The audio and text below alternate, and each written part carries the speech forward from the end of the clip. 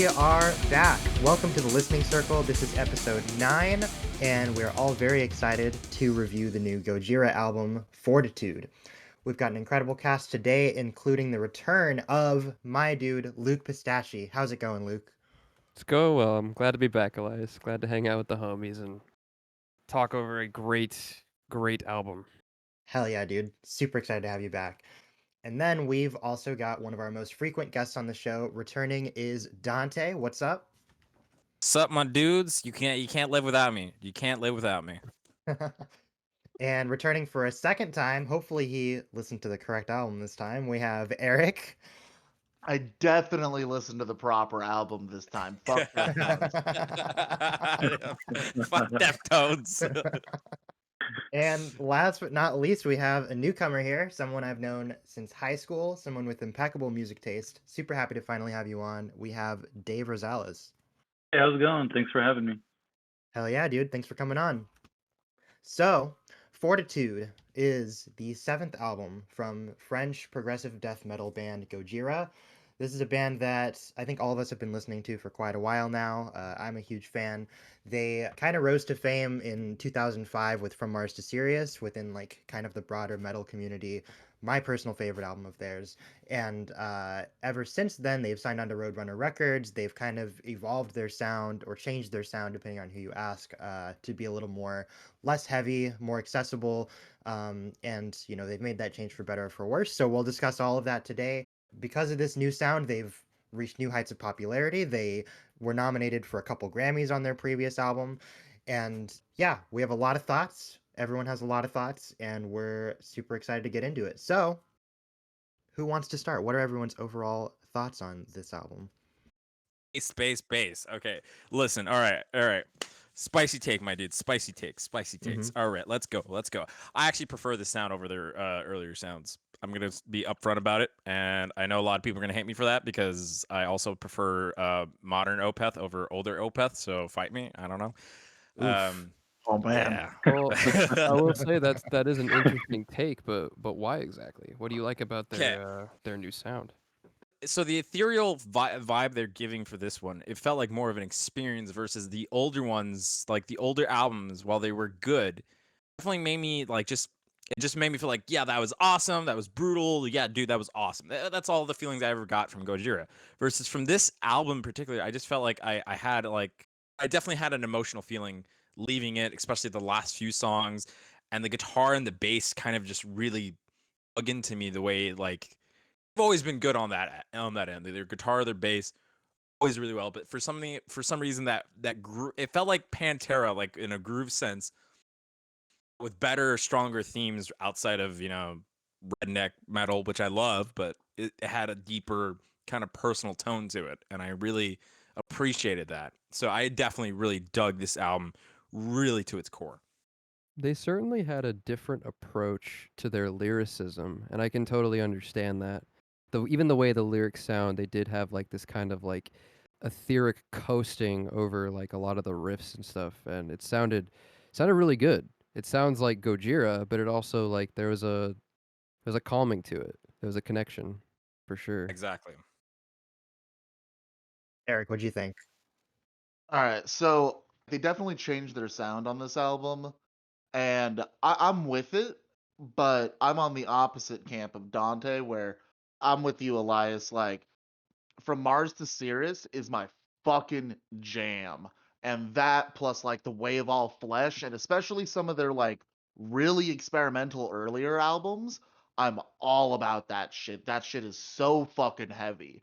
They get some really like groovy harmonic riffs throughout some of their earlier stuff, but on this album where they have those, as Dante was saying, that like a little bit more like ethereal, like I don't want to say necessarily lighter sound because like they're a metal band, but it is. I like that stuff, and they still offered tracks on the album overall that like that itched my little heavy button right there. Like Sphinx was my favorite track off this whole fucking album, and that track shreds.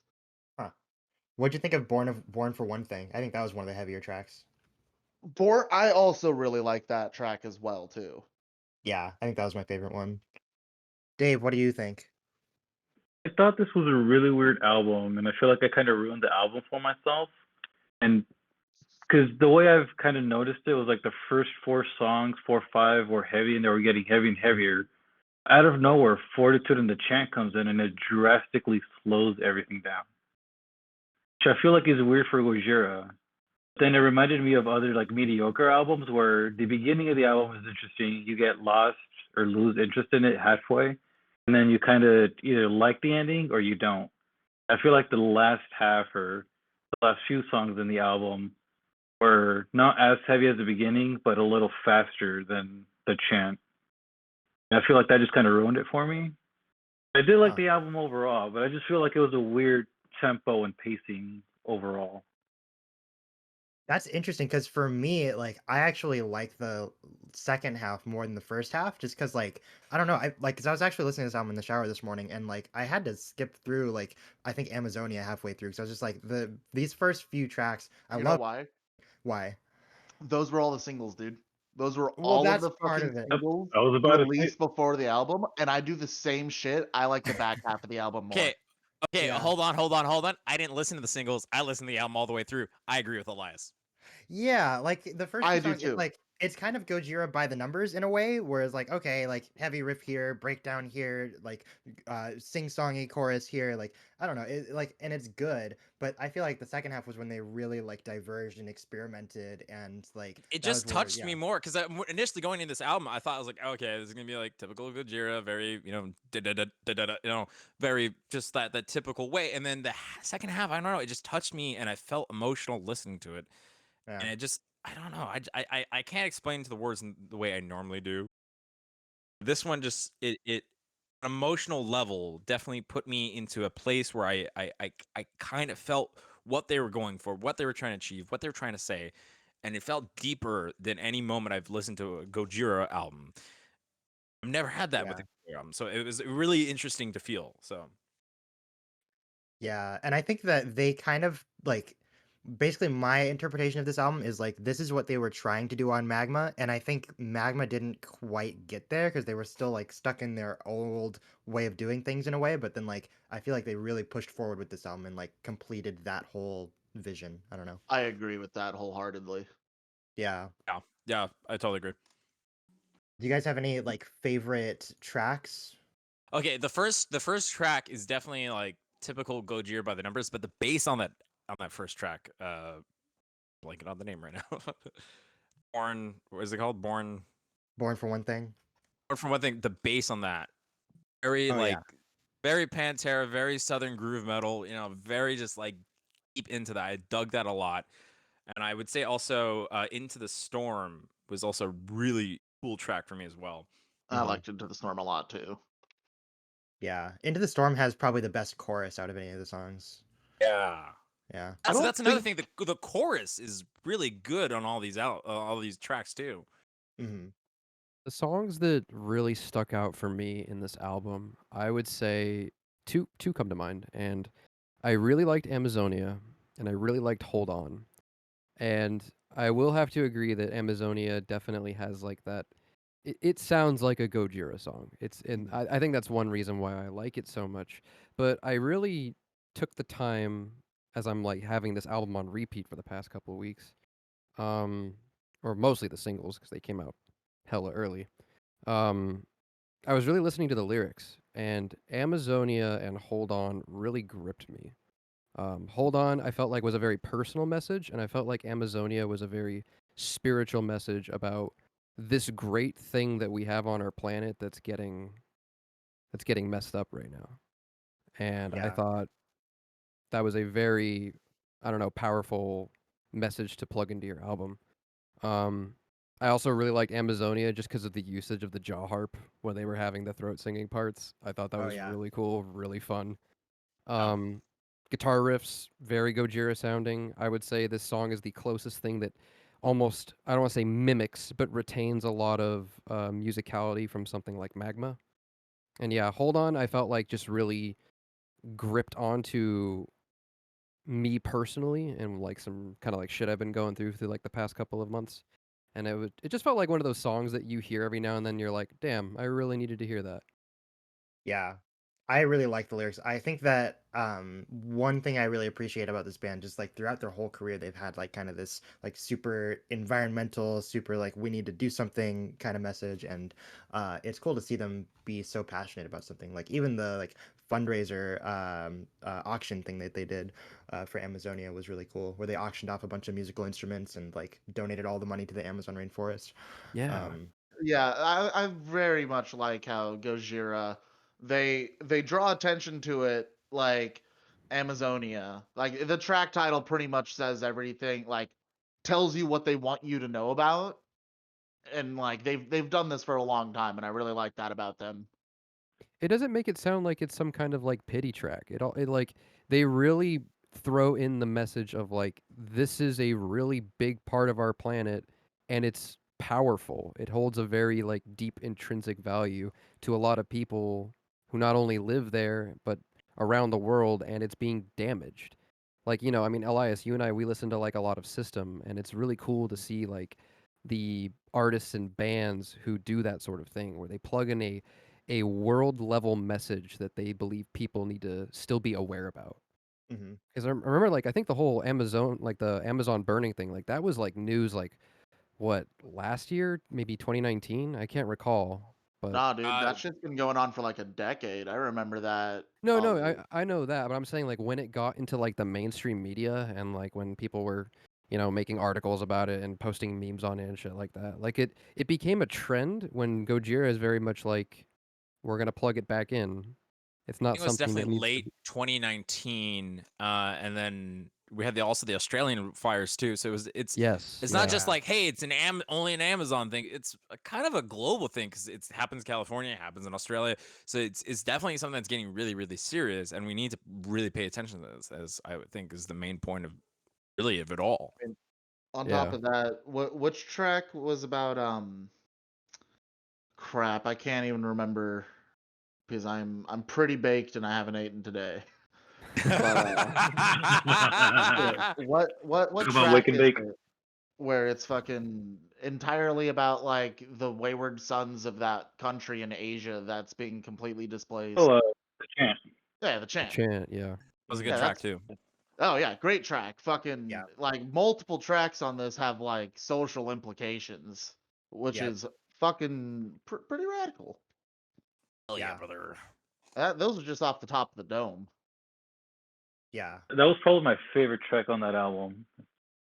Yeah, The the chant. chant, like, I think that Yeah, they're because I was actually thinking about this morning because I listened to the song Hold On, and like I don't really like the intro in that song, but like I think that that whole like kind of chanting like uh just thing that they do on Fortitude and the chant, I think it works way better in those two songs. And I could totally imagine myself in at a Gojira concert just like oh like with all their hands in Yeah, the air and everything, like that just dude, sounds when they total first, awesome. yeah, like a total when they fear of the first dark. Yes, Fear yeah, of the Dark, that sort of thing. Yeah. they first Um, released that track on YouTube, or when they released it as a single, every single comment was about that. Just here's the lyrics to the song, just scream. And then there was yeah. like a bunch of comments where it's like, imagine a stage or a stadium with 20,000 people just saying "ah" the entire time. Yeah, Be I love awesome. it. Love it. Yeah. Yeah. The one thing I'll say about the lyrics is that a lot of times it's pretty hard to tell what he was actually saying unless you look it up. You know what I mean? I'm listening to Born for One Thing, and I'm like, wait, born for what? What are we born for? Like, this feels pretty important, and he just like mumbles that part of it. I had to look it up. I'm not gonna lie though, I feel like I've had to do that for a lot of Gojira albums in general. Like, Oh don't yeah. get me Yeah. wrong, I think Joe is a great front man. I just kind of sometimes I don't know what they're saying. I kind of Yeah. have to do a little research. I mean, that's just me personally. I never understand lyrics properly. I'll hear one thing and be like, and I'll think that's the song lyric for years, and then somebody like, that's not what he said. I was like, what? What are you Yeah, talking that about? happens to me all the time too. My brain will just insert whatever it says is right, and I'll be like, yeah, I understand that. Yeah. I've done that to like, especially like famous songs too. So like, I won't even look up the title of the song and just know it by some false chorus. And so like that, yeah, like that song, but I'm like, it's not the name of the song. What is the name of the song? And then they'll tell me the proper title. I'll be like, but dumbass.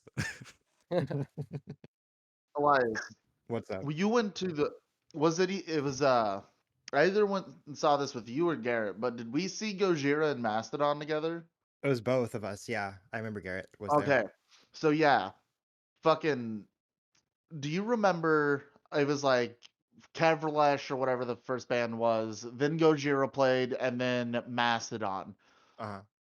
Do you remember the absolute disparity in size of the pit between Gojira and Mastodon? Oh, And how absolutely. and Yeah. how See, Mastodon's pit just dwarfed Gojira? And I'm sitting there on the balcony going, "This is backwards."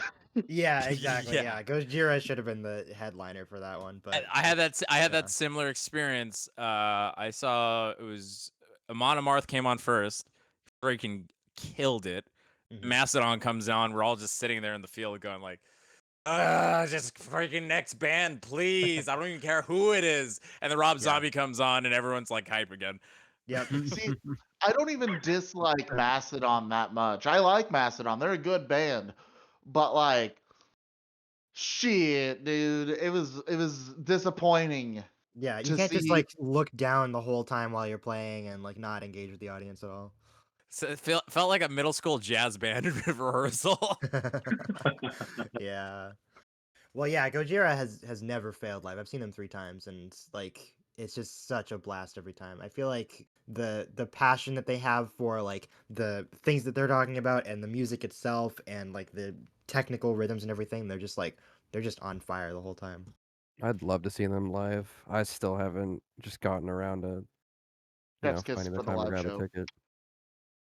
Yep, I've Yeah, seen them live once for like 45 minutes, and they pretty much were the best bands. yeah.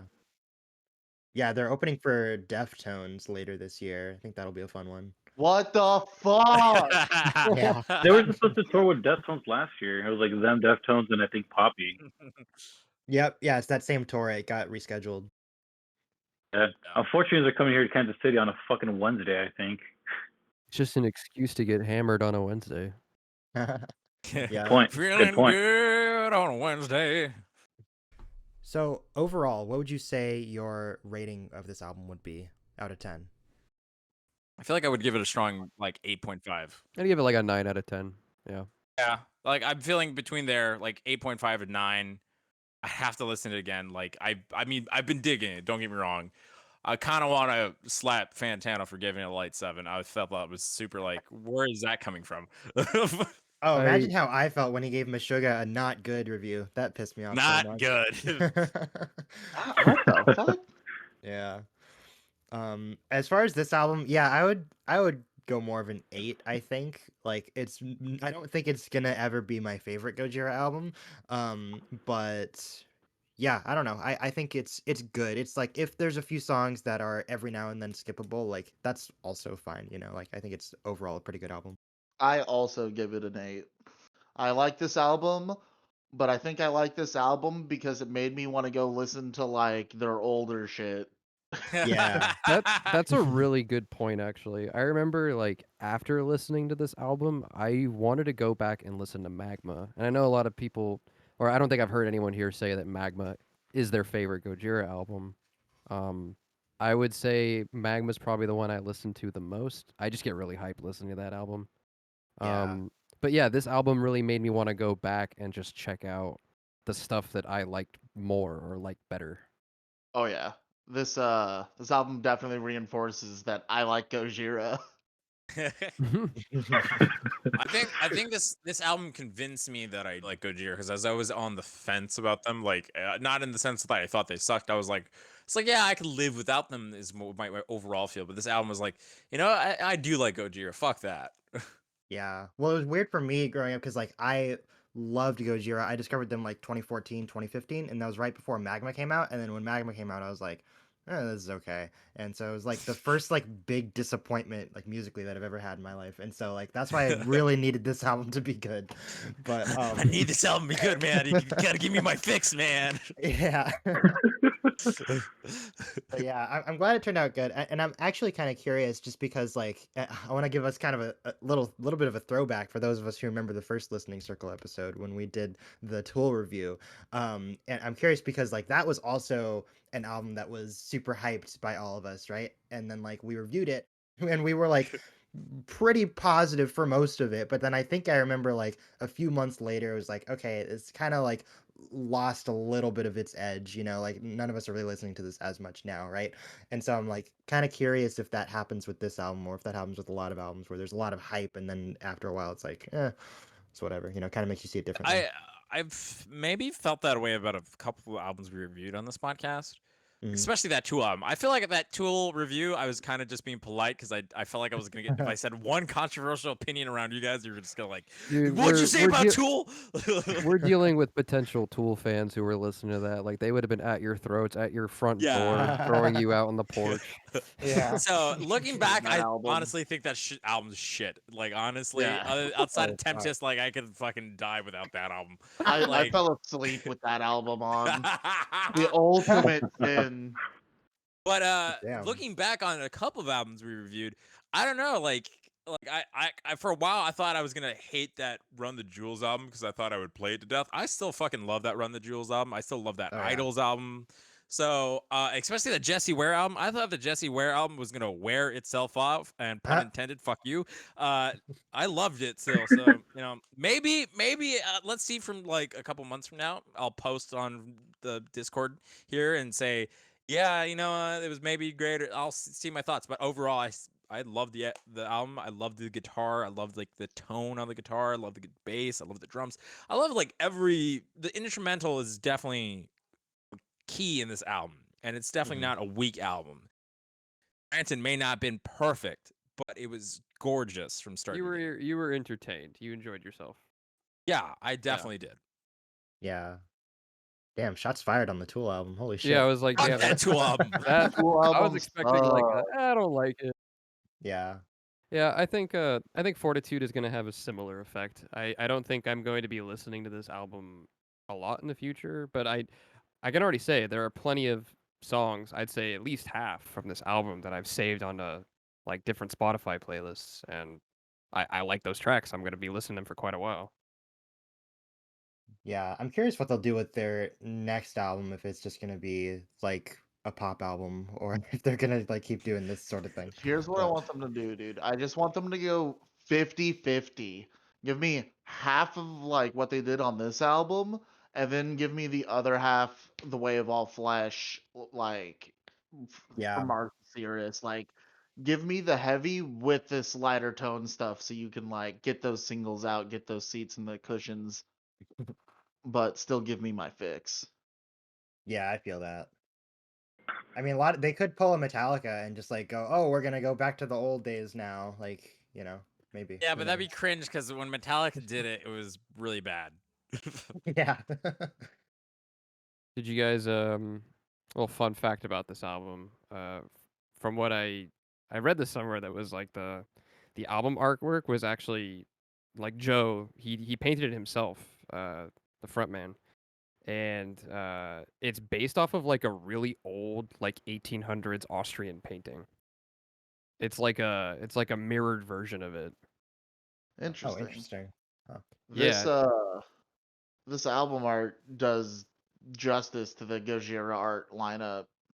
Oh, 100%. True. Yeah. Yeah. It has that for vibe. sure. But yeah, I thought that was pretty cool. You could probably find the painting online somewhere. I think it was by Gustav Klimt or something like that. It basically, the paintings look almost identical. They just look mirrored.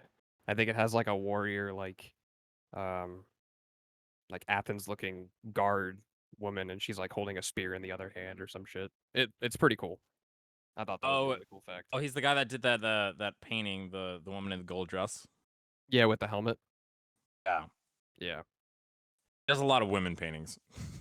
That he do.